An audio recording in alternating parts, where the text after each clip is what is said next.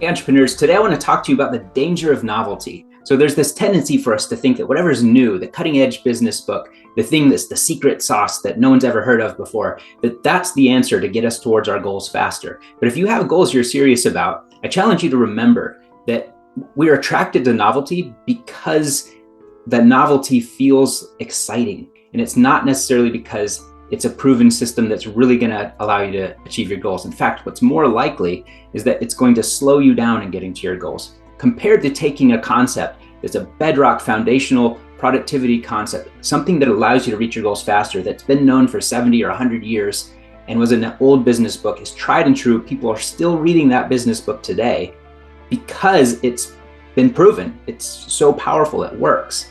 And so beware of the power of novelty to sway your decisions, to focus too much on things that are cutting edge. And what you're really doing is you're taking a gamble. You're saying, I'm willing to gamble my money, my time, my resources, and the speed at which I reach my goals on this new idea that somebody came up with and very few people have tested it.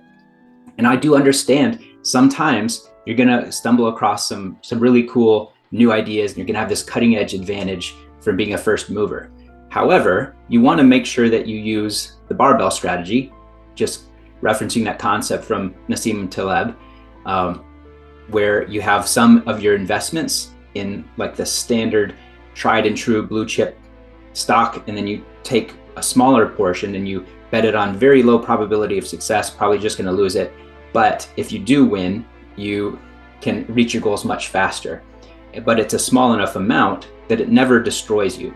This side of the barbell funds this side, and eventually this side causes you to win. So you can still use those strategies, just make sure that you're using them carefully and not using all of your time and energy on just the new ideas. So this concept applies to things like trying to get smarter by taking a nootropic, like, some people try to use racetams, invented in Russia for some sort of cognitive problem people were having, almost no research on it. And yet a lot of people think, I'm going to risk my money and my time researching this, instead of using a tried and true concept that we know works, that maybe you're only applying 70%.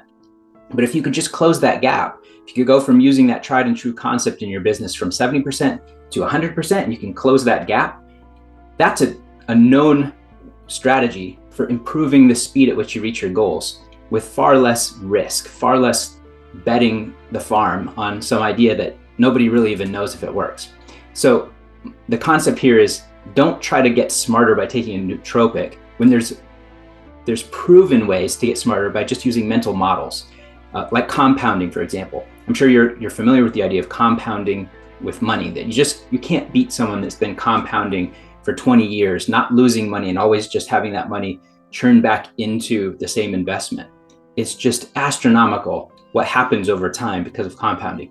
But are you aware that compounding your time is a thing as well? And that's one of the reasons we talk about systems and strategies. That's the reason why Work the System, the book, was so well received, because people read that and they're like, this is the solution. It's tried and true. It's the reason the E-Myth books by Michael Gerber have been well received. Create a system, and then what you're doing is you're no longer just using up your time each day, but you're investing your time in creating systems and creating the delegation process to allow other people to help build up what the business is capable of producing over time. And you're getting paid back dividends of time saving. So now you can rise up to the level of CEO again, instead of being stuck in the weeds doing all the work yourself.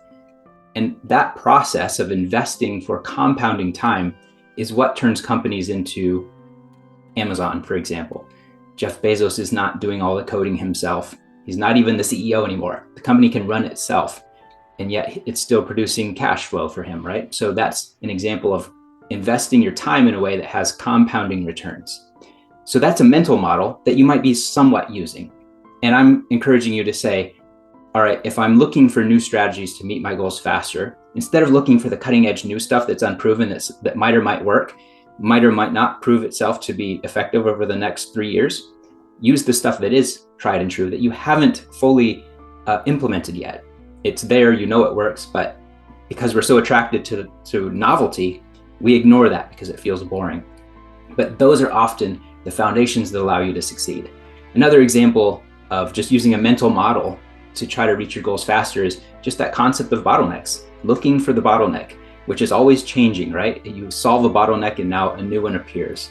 So whatever your goal is, there's lots of things that would stop you from achieving it tomorrow, right? But typically there's one thing that if you could overcome that, everything else would move faster. And that's the bottleneck. And if you just continuously look for that bottleneck, what you're doing is you're using a mental model that allows you to channel whatever intelligence and time you have more efficiently toward the thing that's going to have the biggest bang for your buck. It's the thing that's going to be the 80-20 principle applied to your business, to your system, to your goals.